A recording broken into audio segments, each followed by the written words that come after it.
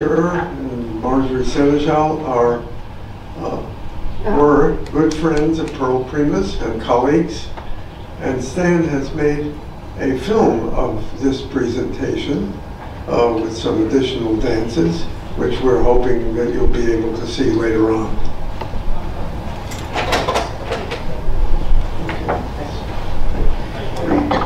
Watching the door.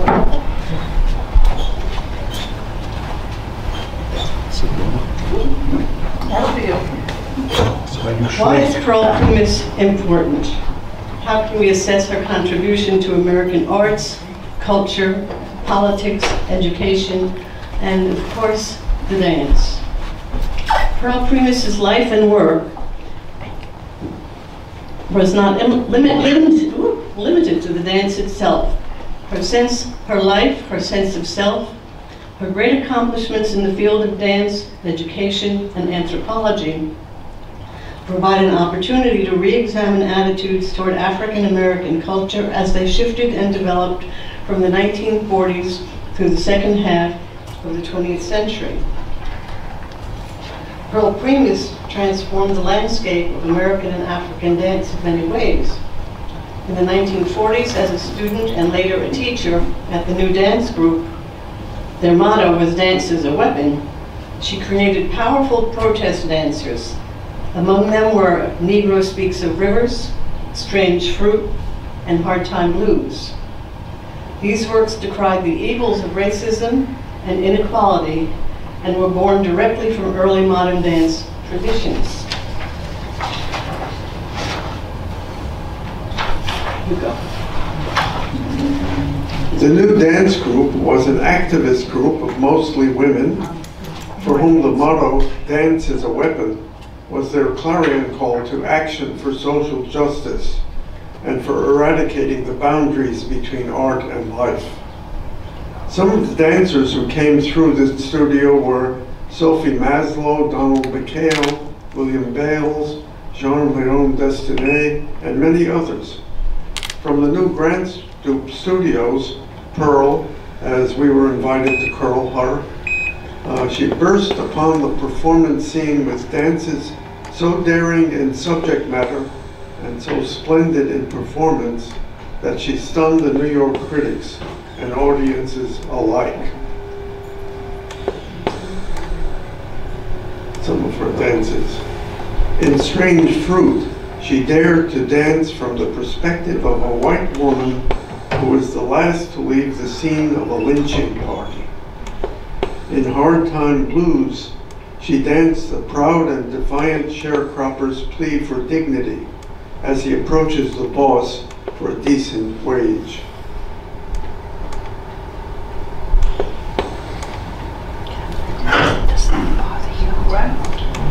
Later, in Africa, she was declared a man by the king of the Watusi so that she could learn the dances that only the warriors were taught.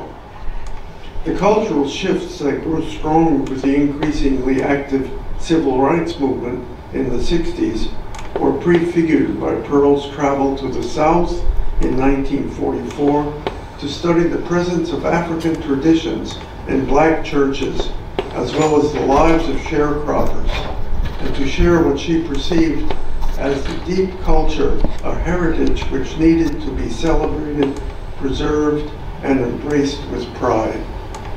The work prefigured her growing dedication to preserving and embodying African culture and identity, and underscored her developmental work in the fields of dance, anthropology, and education. What she was perceiving was that the people she was studying did not realize that theirs was a culture worth preserving. Late in 1946-47, she assembled the first mixed race group to perform throughout the American South. Dance historian Joe Nash commented that the photographs always wanted to catch her in the air, at the height of one of her famous jumps. Traveling in West and Central Africa from 1948 to 1950 on a grant from the Julius Rosenwald Foundation, She mastered the dances of native villages in their cultural contexts and was given the name Omowale, which means child returned home, in recognition of the authenticity of her achievements.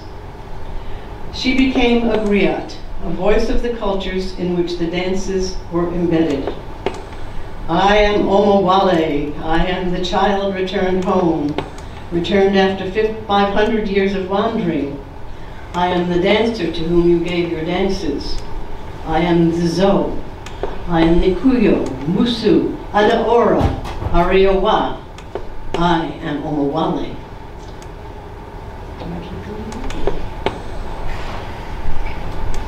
In 1953, Pearl assembled a company of women to revisit her native Trinidad, where she absorbed, among many other dances, the dances of the Shango rituals in the hills surrounding Port of Spain.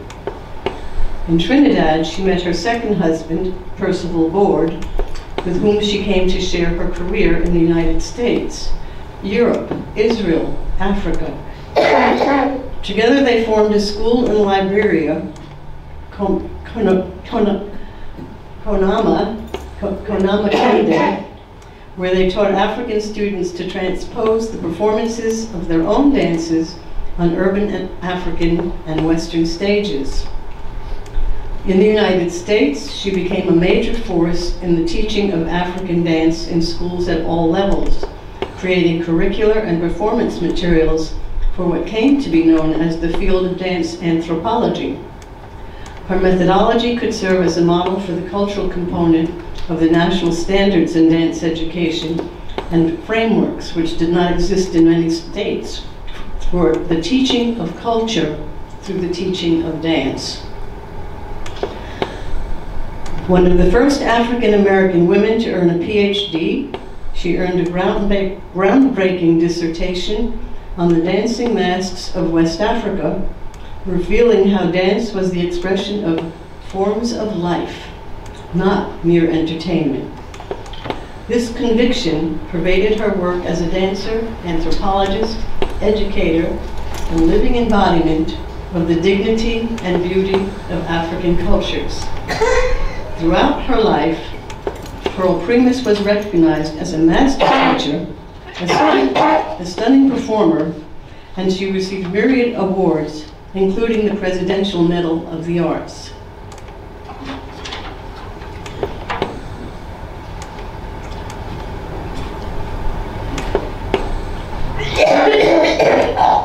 She was born in La Mantille, a poor section in the hills above Port of Spain, Trinidad, and raised in New York. She excelled both academically and athletically at the elite Hunter High School and Hunter College, writing eloquent prose and poetry and dancing even as she aspired to become a medical doctor. At the summer camp called Rochica,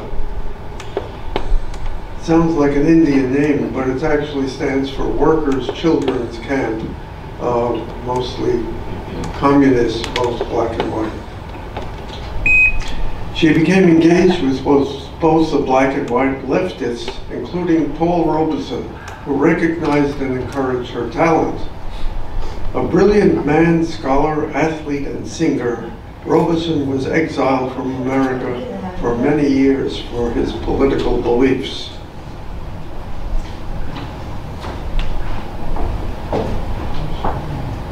Deflected from medicine because of her race, she quickly achieved prominence as a dancer of enormous energy and grace, despite her stocky physique. Though she was influenced by the examples of Isadora de Fora, here, Belle Rosette, and Catherine Dunham, her unique abilities incited critical acclaim. She danced with the Sierra Leonean Isadora de Fora at Carnegie Hall in the presence of the then First Lady, Elizabeth Roosevelt, and stole the show. Oh, Eleanor Roosevelt, I'm sorry, and stole the show. She performed in a piece called Antiliana with fellow Trinidadian Beryl McBurney, also known as Belle Rosette. And Catherine Dunham, 9 years her senior, invited her to join her company while she was still a young woman. In interviews, she acknowledged the importance of these dancers, but she needed to go her own way. At the downtown nightclub called Cafe Society, she astonished audiences with the strength of her leaps, and the first Negro Freedom Rally in Madison Square Garden in 1943, she mesmerized an audience with a dance called Jim Crow Train. Jim Crow laws at the time were rigid anti-black segregationist state and local laws in existence between 1876 and 1965. With these laws in place, there were separate schools, hospitals, bathrooms, public transportation, and a host of other dehumanizing indignities imposed on African Americans. These laws were part of what Primus was protesting in her dances. Langston Hughes ended a powerful prose poem, which was a response to Pearl's dance at the 1943 Freedom Rally, with the following. Did you ever see a dancer dance the Jim Crow train? Dance the rocking motion of a Jim Crow train. Coach up by the engine on the Jim Crow train. Half the coach for baggage on the Jim Crow train. Other half for Negroes on a Jim Crow train. White conductors, candy butchers, baggagemen, and brakemen taking up the seat room in the colored half coach of a Jim Crow train. Cursing, spitting, smoking on a Jim Crow train. Uncle Sam's own soldiers Jim Crowed on a Jim Crow train. Sign says, this coach for colored on a Jim Crow train. Change to the Washington, D.C., change to the Jim Crow train. Pearl Primus dancing on a Jim Crow train, dancing like she didn't like no Jim Crow train. Jumping in the air about a Jim Crow train, shouting in her soul, God help that Jim Crow train. Where is freedom going on that Jim Crow train? But along with widespread acclaim for her powerful artistry, her work instigated FBI surveillance that lasted well into the 1950s, inhibiting her career and taking its toll on her personal life. McCarthyism and fear of communism were pervasive. Her passport was lifted, which threatened to put a chokehold on her creativity, research, and her performance. Her citizenship could have been called into question, as her parents were naturalized citizens, becoming citizens of the United States with the birth of her youngest brother. Next. You go here. Here. You don't go. You, Warren. Oh,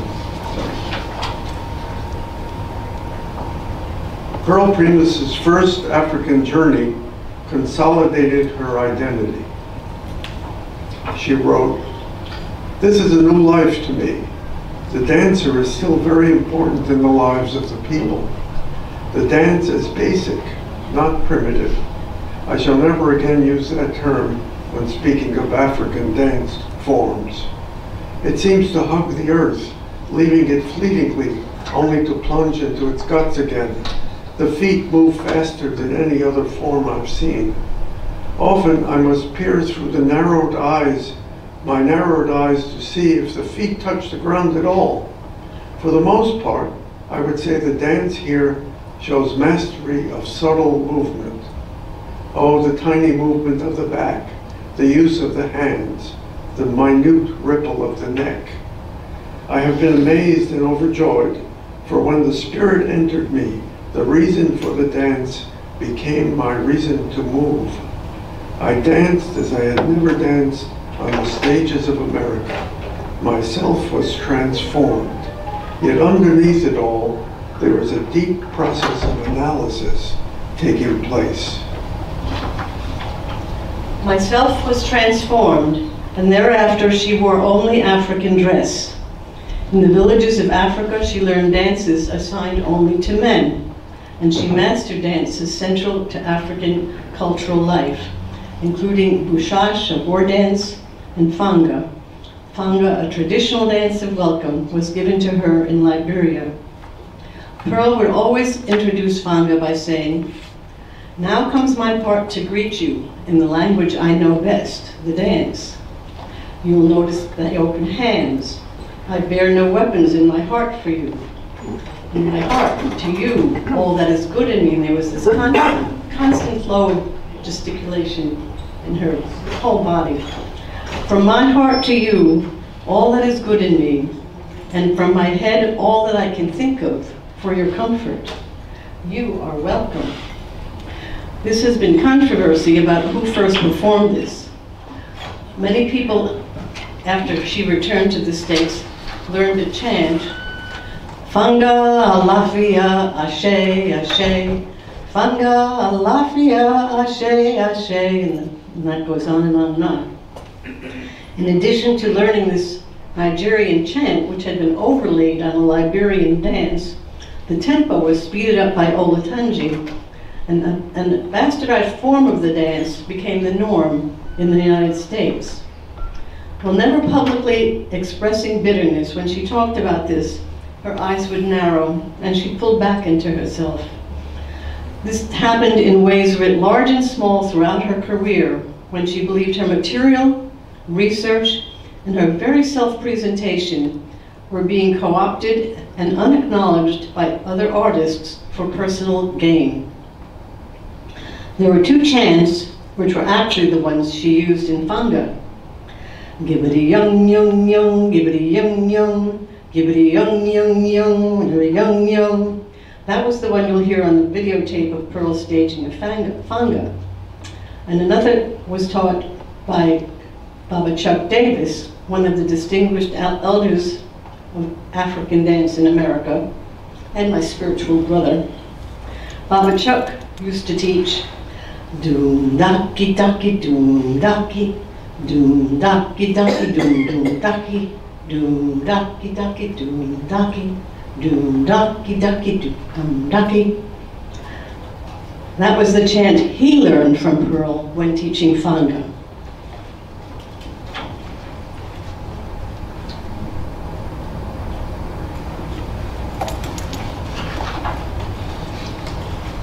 Her frequent travels in Europe and Africa included command performances for King George VI in London and the mayor of Tel Aviv in Israel in 1951, and the inaugural ceremony of President Tubman in Liberia in 1952.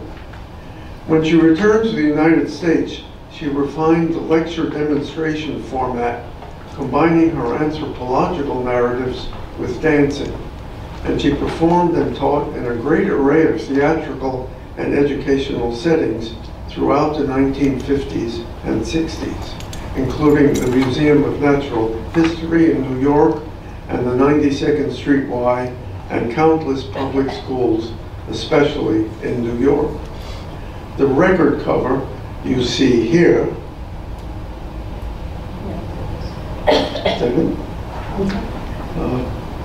this was for a remarkable series of records that she created for the New York City Board of Education.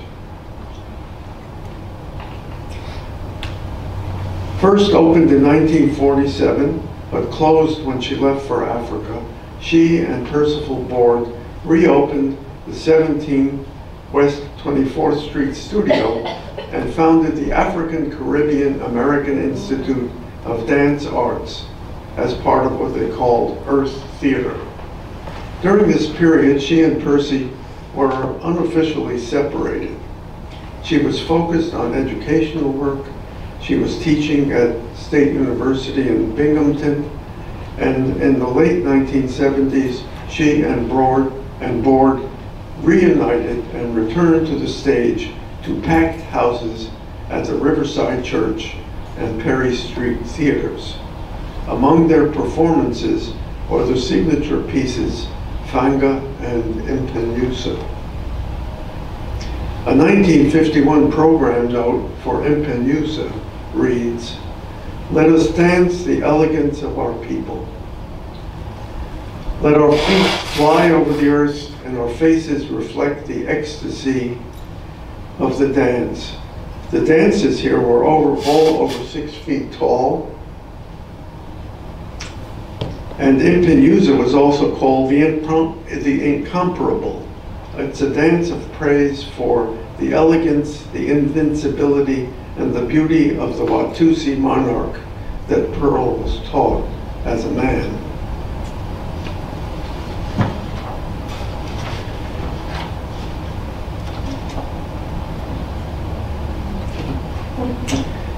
Impenusa, or Watusi, provided a study in the transposition from ritual to stage, as we have footage from Africa and photos of Pearl and Percy dancing it, as well as a glimpse of Percy dancing. I think we have that. No, we don't. There was a movie that some of you may remember called King Solomon's Mines. And the last time this was performed was by the Alvin Ailey Company in 1990. In King Solomon's Mines, by the way, there was an authentic African Watusi version of this dance in Impenusa. And although this became Percy's signature piece, she was the teacher and the leader, right from the start, from letters to her, from him. Before he moved to the States, he would ask her if he was ready to perform this dance. In the early 1980s, shortly after Board's sudden death in 1979, Pearl accepted an appointment as the head of the Cora P. Maloney College, a Black Studies unit at SUNY Buffalo, State University of New York at Buffalo. Murray was then the dean of an experimental unit at SUNY called simply the Colleges. I was the chair of a dance department at a performing arts high school in Buffalo. Flabbergasted when he received her 30-page resume, I responded quite simply with an enthusiastic, "Hire her." She was well known in the dance world by that time. With the financial help of a provost who grew up carrying instruments for jazz musicians at the famed Apollo Theater in Harlem, Murray acquired the funds under his control to be able to hire her, and thus began our ever-deepening connection. Indeed, life-forming connection, life-transforming with her. At Cora P, as it was called, she displayed fine administrative skills. We moved to Amherst in 1983, and in 1984, from his position as Dean of Humanities and Fine Arts at UMass, Murray was able to facilitate her move to Amherst, and she became a professor in the 5-college consortium. By this time, Pearl had invited us to address her as Pearl. Others were invited to call her Ma, spelled M-N-A, Ma, from the Afik language, meaning mother who did not birth me. She was also addressed as Professor Primus, Dr. Primus, and Mama Pearl.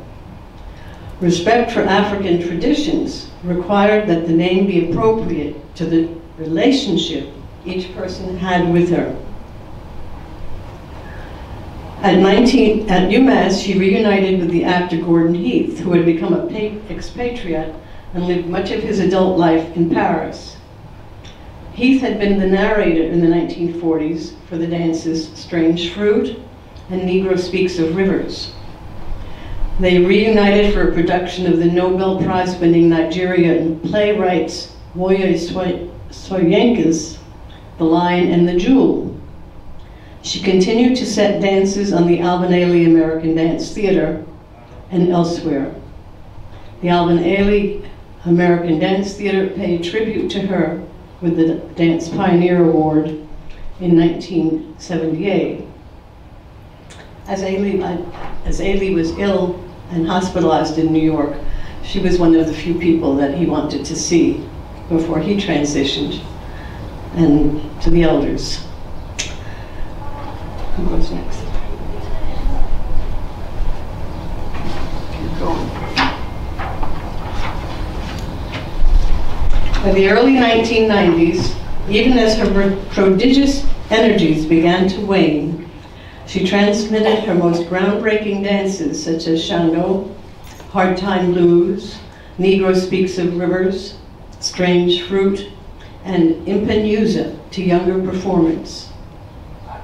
In Barbados, during her last years, she became devoted to the practices of the Spiritual Baptist Church and the spiritual guidance and companionship of the Archbishop Granville Williams in Barbados.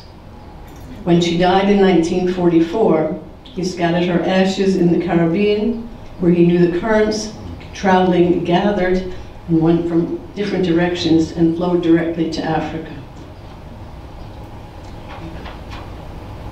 Your turn.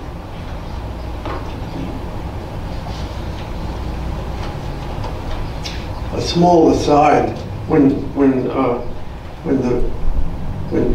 the Bishop of Barbados told us that he had scattered her ashes and the current going to Africa, I was skeptical, because the currents flow from Africa west to the Americas. So I looked it up on a map, and I found out that there's one spot in the Caribbean where the currents reverse and go back to Africa, and he knew that exact spot.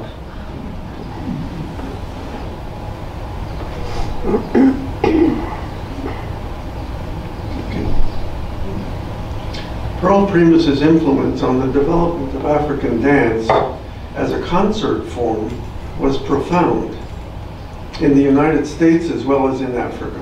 She was devoted to the authenticity of its representation, a stance that sometimes caused controversy in both realms if her intentions were misunderstood. She was a woman ahead of her time as an artist, intellectual, and academic. Her work cut across so many disciplines that she was not afforded the long-lasting acclaim her rich life deserved. Her dancing encompassed intense research in African art, dance, life, and culture, first in New York and then in Africa.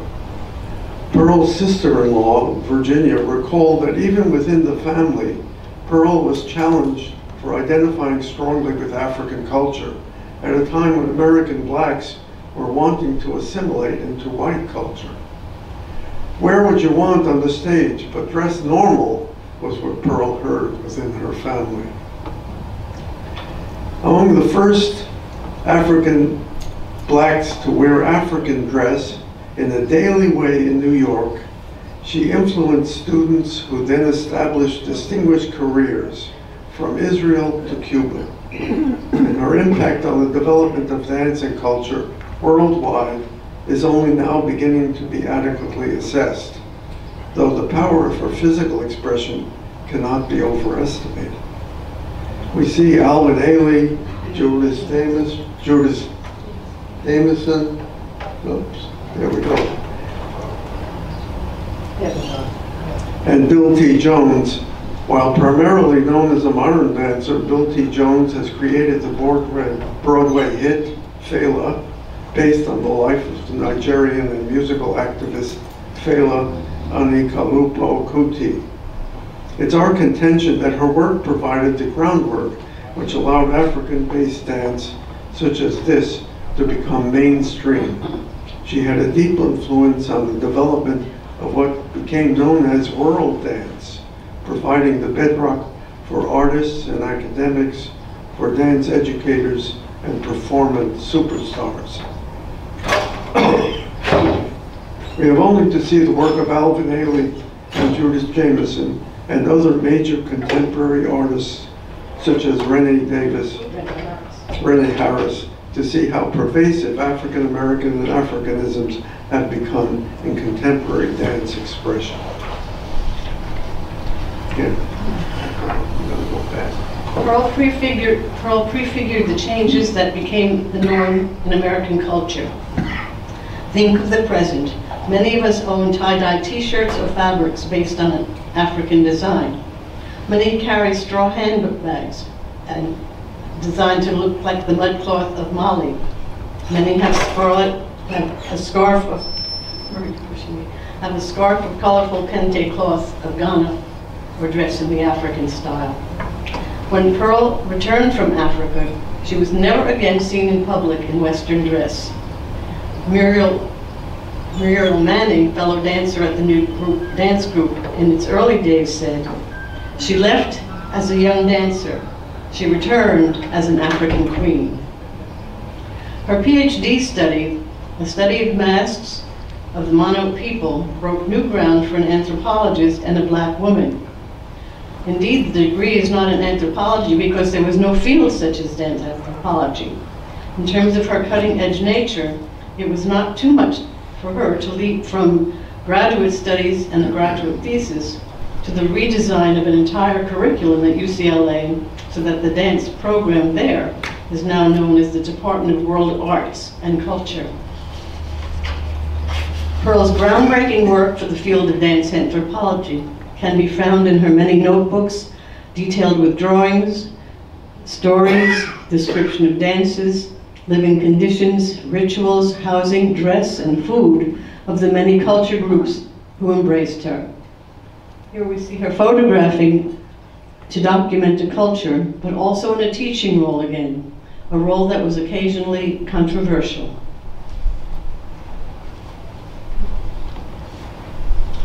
As her work connected her ever-deepening roots to Africa, Pearl encountered resistance and challenges from within the black community, those who did not want their lives to be circumscribed by racial definitions. At this time, Myrtle Derby, who with her sister Afida, were among Pearl's earliest students, later became members of the Alvin Ailey Company and informed us that many young black dancers were rushing uptown to study with Martha Graham, whose company was one of the first to become multiracial, while many young black, white, Jewish women were heading to 24th Street to study with Pearl. In this period, all were welcome in both the modern dance world and Pearl's world, which emerged and led the way toward the breakdown of racial barriers in studios, companies, and staged performance. Pearl brought the lecture demonstration form to a high art, empowering hundreds of students of all ages to unearth the power of their own rhythms. While Ted Shawn developed the lecture demonstration in the 1930s with a small men's company, the form was developed to a high art by Pearl herself. Yeah. The resonance of her work can be seen in schools throughout the country, and schools and on stages, in the Pan-African movement in the Caribbean, and in the touring companies from Africa itself. There are two words that define Pearl's life for us: authenticity and courage. The authenticity she sought for herself and in art defined her existence. There was never a compromise with this, and this was coupled with courage. Imagine the era in which she first went to Africa, 1949.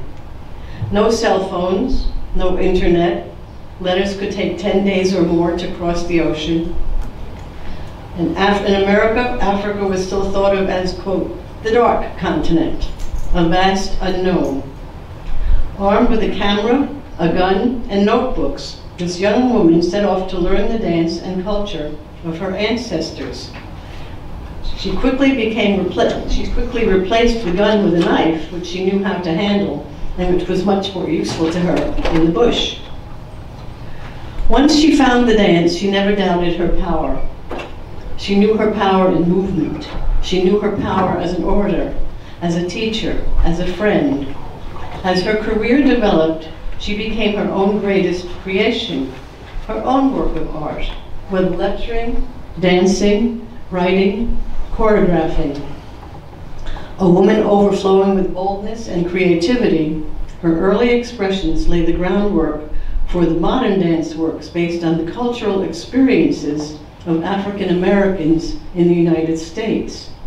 Think of Revelations. Many of you have probably seen the Alvin Ailey Company's performance of their defining work, Revelations, as well as for cultural exchanges with African dance companies throughout the world.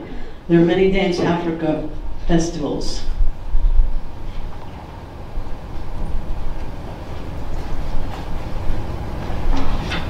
In her earliest performances, she grouped dances together with titles.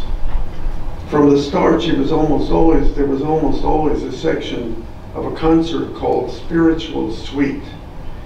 Here, take a look at a magnificent Barbara Morgan photos, which capture the joy and spirit of a dance called Rock Daniel, set to music of the same name by Rosetta Tharpe.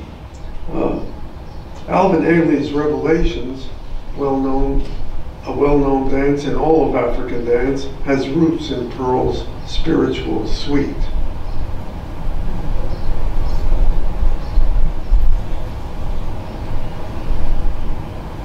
Dance Africa, the festival conceived of and directed by Baba Chuck Davis, brings African and Caribbean companies to the United States, first to Brooklyn, and now, which has branched out to festivals in Chicago, Dallas, and Washington, D.C. It too has roots in Pearl's initial trip to Africa in 1949. In the introduction to The Dance Claimed Me, a biography of Pearl that Peggy and I wrote, we describe our first meeting with her and many other meetings until the time of her death in 1994. You could say that Pearl claimed us, as we have lived with her as intensely in the years since she died as we did in the years after we first met.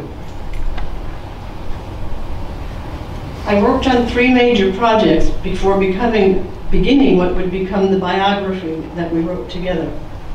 The first was a 5 college dance project in which we commissioned Jawole Willa Jozala, the director of Urban Bushwomen, to create a new work that would enfold a traditional dance, Bushash, which I'd set on a group of students. This ultimately became a Bessie Award-winning suite for urban bushwomen called Walking with Pearl, the Southern Diaries, and then followed by Walking with Pearl, the African Diaries. Note the similarity of photos. Jawole's beautiful profile photograph and her leap, which recall Pearl's leaps in Hard Time Blues. I worked with the American Dance Legacy Institute to create a teaching etude based on Bushash, a war dance, but which was really a dance for peace, from Zaire. Then there was the Barbara Morgan photo exhibit, first at Hampshire College and then at the University of Massachusetts in Amherst. Yeah, I'll move along here. Yeah. Also, the university dances performed early solos and at Jacob's Pillow. Finally, after many years working on the biography, I thought I might be working on a documentary film, but decided that I know a lot more about writing than filmmaking. But I had a lot to learn. I interviewed many people, traveled over to places that Pearl had told me about over many years, and saw people, the sights, the cultures, the color of the earth, the sound of the birds, the wind of the rain, and finally it was time to write. At this time it became utterly natural that Murray came in on the project, and the research and writing for the book became ours. In the Jewish tradition, the song entitled Dayenu, many of you know this of course, is part of the Passover Seder. While this is not the Passover season, I'd like to use this term and convey my sense of the magnitude of Pearl's gifts and contributions to our collective life. Dayenu roughly translates as it would have been enough, or we would have been satisfied. At many contemporary seders, it creates this mindset of thankfulness. Pearl's first husband was Jewish, Yael Wall. I later, in the research process, learned that she had a German Jewish grandfather and was conversant with and understood the rituals of the Jewish holidays. If Pearl had simply developed her modern dance skills, dayenu. If she had simply followed the research pathway, dayenu. Or the teacher, or storyteller, or griot of culture, we can say dayenu. But she was all these and more, which takes us to a few personal stories. Pearl was a woman who loved to give gifts, the right gift at the right moment. She would arrive at our home in June or July, laden with colorful bags, small treasures wrapped in tree bark, tied with hemp, statues, snake skins, fishing baskets, cuttings from her garden, Percy's peonies, lilies of the valley. The peonies now stand in a dense circle. The lilies of the valley run riot under and around that front porch, and the ferns are worthy of a fertile riverbank. She would exclaim, "It's Christmas when I say it's Christmas." And our three daughters would gather round, wondering what treasure it would be this time: an ivory button, an ebony mask, a bird carved from a horn. But her last and greatest gift to us, to Murray and me, was the intimacy, deep concentration, and shared space required to write and edit this book together. We will conclude in her own words from a report on a research project she called "Venture into the Soul of the People." When people dance, people who have never bartered the fierce freedom of their souls for the superficial dust of paved city streets, people who have not doomed themselves to the robot-like existence of modern shadow beings by strangling their hunger for rhythmic movement and frustrating forever their own physical response to music and dance. When these people dance, time stops. Even the air draws back, and the past, the present, and the future merge and shine like a single, indescribable jewel in eternity. Even as their feet caress the earth, even as their arms defy the waiting air, they know they must someday pay for this ecstatic freedom. Yet a hunger consumes them and a thirst to reach the center. The dance is a spirit. It turns a body to liquid steel. It makes it vibrate like a guitar. The body can fly without wings. It can sing without voice. The dance is strong magic. The dance is life. Thank you for inviting us to speak and share this with you, to share stories about this amazing woman, and for allowing us to bring her into this space, our new home. It's with gratitude and blessings we say, Dayenu, give thanks, Ashe.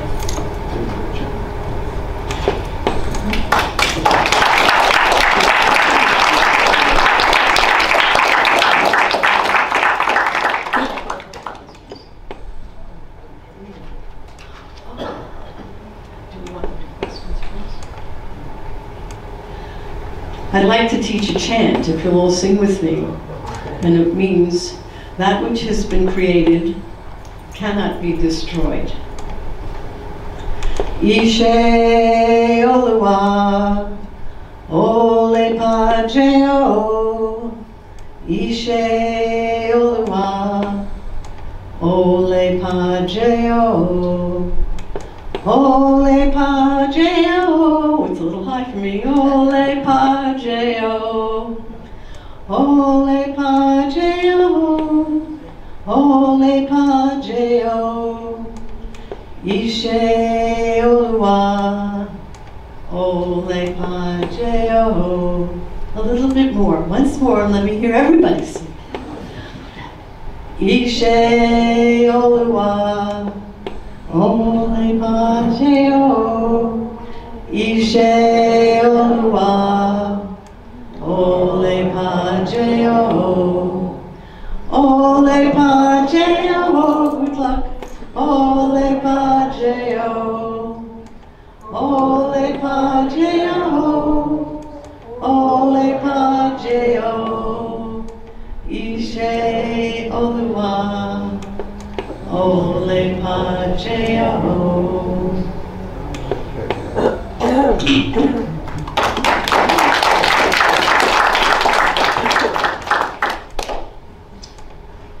So we have time for questions you might have, or anything else you'd like to say. For us or for Stan?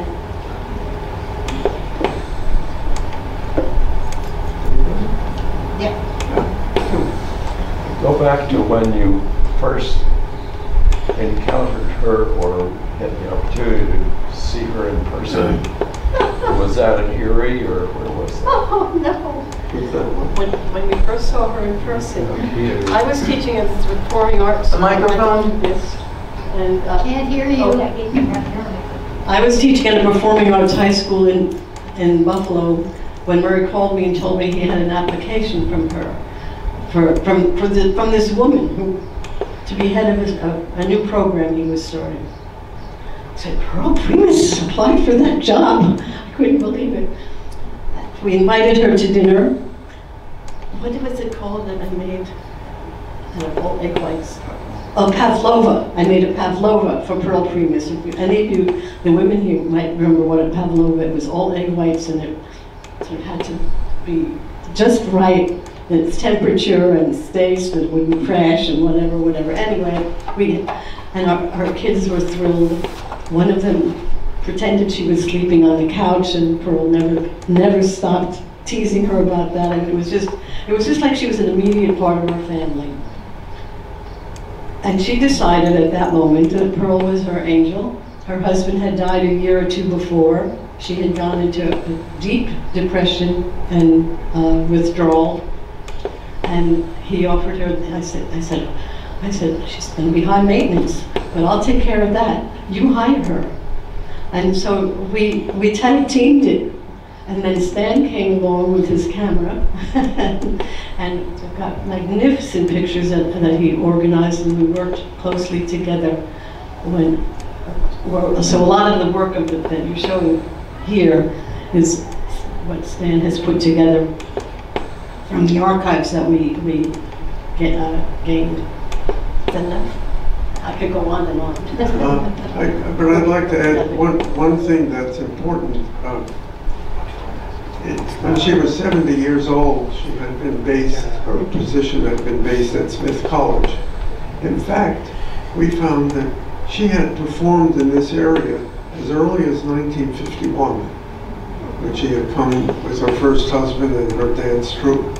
So she knew Smith College, and she lived in an apartment above the faculty club.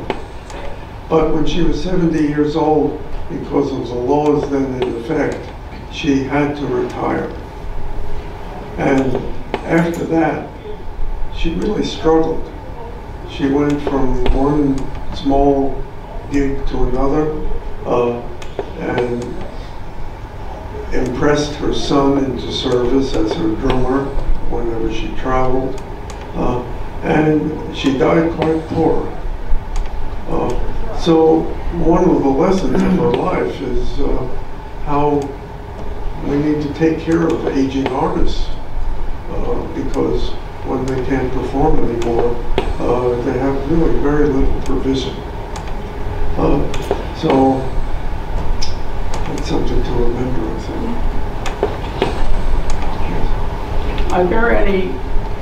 Are there any films or videos of her dance that we could show here in the theater, or that we could access on our own TVs? Yes, we're hoping that Stan's film will be shown here, because it contains what footage there is of her actually dancing. in the 1940s and 50s. Unfortunately, a lot of her dances were never recorded, although they've been recreated by younger dancers now, and there are recordings of those dances.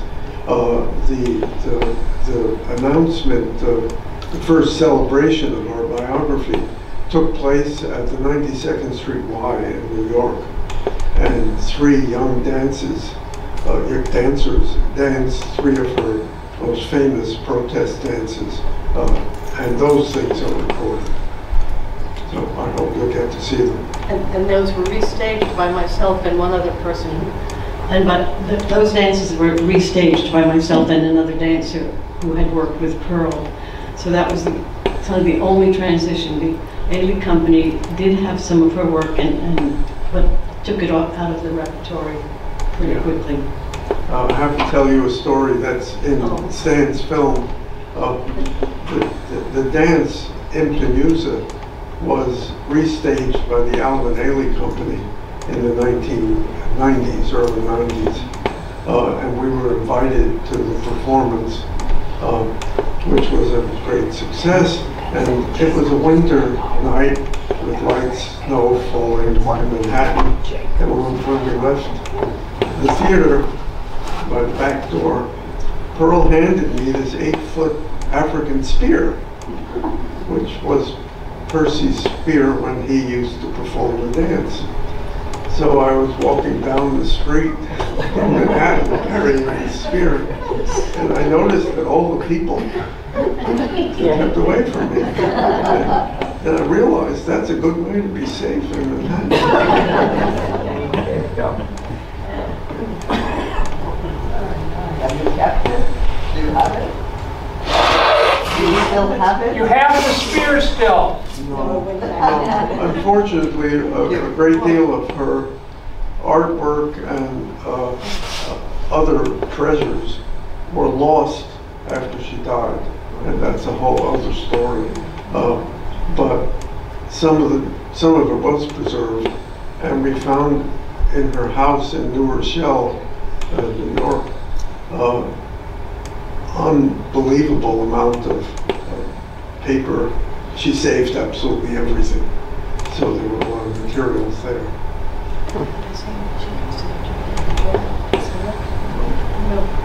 Yes. She considered Murray her angel, and she expected him to know that that was a prized relationship, and that she counted on him for her well-being.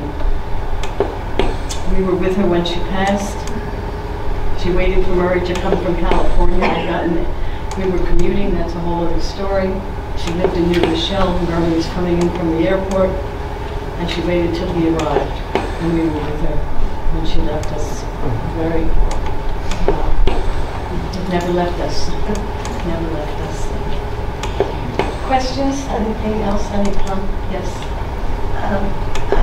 I'm curious as to how many people, here I am, I don't know, is that clear?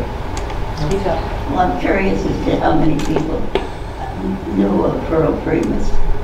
It was a name that didn't seem to be, people were not aware of her. And that's why we undertook writing this biography, so that there would be record. And the legacy is being carried out mostly now through academics, through dance department.